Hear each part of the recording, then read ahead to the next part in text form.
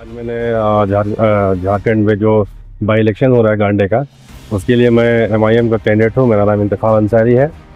और आप जो देख रहे हैं अभी, जो हमारी जो गांडे विधानसभा का हमारा जो मकसद है, मैं उसे बताना चाहूँगा कि गांडे विधानसभा एक अल्पसंख्यक बहुल इलाका है, लेकिन आप यहाँ पे देख रहे होंगे कि कैसे यहाँ साजिशन इस क्षेत्र को ज़बरदस्ती एक बाहर से कैंडिडेट ला के यहाँ पे थोपा जा रहा है। और ये सरासर जो पिछले और जो यहाँ से कैंडिडेट थे सरफराज अहमद साहब, उन्होंने गांडे विधानसभा की जनता को धोखा देने का काम किया है। और आज जब उनको अपने जाति मफाद के लिए अपना जो चीज़ लेना था वो ले लिए एक डील करके, और इस क्षेत्र को हमेशा के लिए हम अल्पसंख्यकों से दूर करना चाह रहे हैं। जी, जैसे अभी यहाँ पे एक गांडे विधानसभा से कहीं ना कहीं कल्पना सोरेन खड़ा हुई है और बीजेपी तरफ से दिलीप वर्मा खड़ा हुआ है। क्या आपको लग रहा है कि हम निकल पाएंगे? जी बिल्कुल।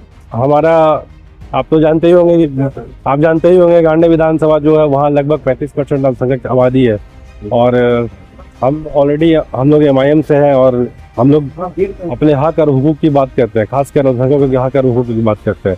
उम्मीद है मुझे अल्पसंख्यक समाज जो है और दलित समाज है और आदिवासी समाज है वो बढ़ चढ़कर मुझे मतदान करेंगे। पिछले दिनों जब कल्पना सोरेन का नामांकन हुआ था, उस वक्त मंत्री आलमगीर आलम ने कहा कि आपका एमआईएम का नाम लेकर कि इनको वोट मत दीजिए, जीत नहीं पाएंगे। देखिए, सबसे बड़ी चीज़ है, अगर उनको लगता है कि एमआईएम अगर जीत नहीं पाएगी तो सबसे पहला चीज़ उनको नाम भी नहीं लेना चाहिए था। और उनका डर साफ झलकता है, वो साफ ये देख रहे हैं कि कहीं ना कहीं अगर किसी से टक्कर है तो वो एमआईएम से ही टक्कर है। इसीलिए जानबूझकर हम लोग को हमेशा, जब भी हम कहीं चुनाव लड़ते हैं, हम लोग को हमेशा ये लोग मतलब ऐसे निगाह से देखते हैं जैसे ये हमारा वोट काटने के लिए। लेकिन सही मायने में अगर देखा जाए तो एमआईएम का वोट यहाँ जेएमएम काटने के लिए आया हुआ। जैसा कि आपने सुना, हमारे प्रत्याशी जनाब इंतखाब आलम साहब जो अभी आपको इंटरव्यू दे रहे थे, गांडे विधानसभा, जैसा कि आपने देखा कि यहाँ के मतदाताओं जो यहाँ मैंडेट के साथ इन्होंने बेईमानी की, धोखा दिया, यहाँ के मतदाताओं को वोट लिया अल्पसंख्यक के नाम पे, और किस तरह से सौदा किया राज्यसभा अपने निजी स्वार्थ के लिए, सेल्फिशनेस के लिए, अपने ज़ाती मफाद के लिए। एक सीरियल कॉन्स्पिरेसी रची जा रही है स्पेशली मुस्लिम माइनॉरिटी के लिए, और वो किसी और के जरिए नहीं बल्कि ये तथाकथित सो कॉल्ड सेकुलर पार्टीज़ जो हैं, चाहे वो जेएमएम हो, कांग्रेस हो या आरजेडी हो। क्योंकि आपने देखा बोकारो में हमारी अब सीट थी वो भी छीन ली गई। उसके बाद आपने रामगढ़ में देखा, कुरैशी साहब हमारे एमएलए होते थे हमेशा, वो भी सीट छीन ली गई। टूटी हमारे सभा साहब वगैरह, वहाँ से भी एमएलए होता था, वो भी छीन ली गई। और एक चौथी एक कॉन्स्पिरेसी प्लॉट की गई इस गांडे विधानसभा क्षेत्र के लिए। तो मैं गांडे विधानसभा क्षेत्र के तमाम वासियों से, अल्पसंख्यकों से, दलितों से, आदिवासियों से आग्रह करूंगा कि ये साजिश जो है, इस साजिश में इनको नाकामयाब करें।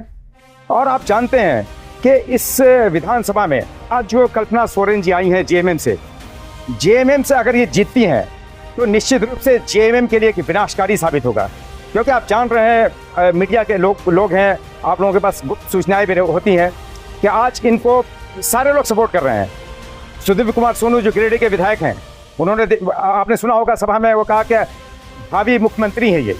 निश्चित रूप से एक लॉबिंग बनेगी, जेएमएम खत्म होगा, सीता सोरेन चली गई बीजेपी में, आने वाले बसंत ऋतु में बसंत सोरेन साहब भी जाने वाले हैं बीजेपी में।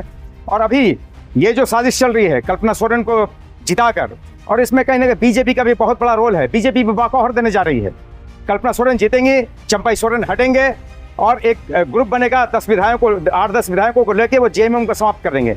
दशम गुरु जनाब शिबू सोरेन साहब ने बड़ी कुर्बानी दी, बहुत बलिदान दिया, और एक आदिवासी भाइयों का एक संगठन तैयार हुआ जेएमएम। हम लोग की कहीं ना कहीं एक सहानुभूति है जेएमएम के साथ, लेकिन जेएमएम को खत्म कर देना चाहती है बीजेपी, आरएसएस और खुद ये कांग्रेस और आरजेडी के लोग, और जेएमएम के जो बाकी लोग हैं, वो तमाम लोग। तो मैं फिर एक बार आग्रह करना चाहूँगा कि यहाँ के आवाम से, आम जनता से, कि आप इस साजिश को नाकाम करें। और हमारे, आपने देखा आलमगीर आलम साहब एक केंद्रीय मंत्री हैं, वो बोलते हैं कि वोट बर्बाद हो जाएगा। मेरे भाई, आप तो हमेशा कैबिनेट मिनिस्टर रहे, 70% वोटर्स हैं वहाँ पे आपके अल्पसंख्यक समाज के। आपने क्या किया? कभी एक आवाज़ नहीं उठाई। रांची की धरती पे आपने देखा 10,000 से ज़्यादा बेगुनाह लोगों पे 2 लोगों को कत्ल कर दिया गया, डायरेक्ट गोली मार के, सरों पे, सीनों पे और गर्दनों पे गोली मार के। आपकी बकार नहीं निकलती। आपको वोट देकर आपको आबाद किया, लेकिन आपने क्या किया? सबसे कम लिटरेसी रेट 48.02%। पाकुड़ जिला का लिटरेसी रेट है। ना वहाँ पे हॉस्पिटल है, ना अच्छी सड़कें हैं, ना शिक्षा का कोई ये है, ना स्कूल है, ना कॉलेजेस है, ना यूनिवर्सिटी है, कुछ भी नहीं है, ना रोजगार है, कुछ भी नहीं है। यहाँ तक कि मूलभूत मौलिक अधिकारों की बात छोड़ दीजिए, जो जन्म से अधिकार है हर भारतवासियों का, वो जन्म से अधिकार से वंचित है। बर्थ राइट से, अपने पैदाइशी हक से भी इंसान वंचित है। ये लोग एमआईएम की बात करते हैं, निश्चित रूप से ये फ्रस्ट्रेशन के शिकार हैं।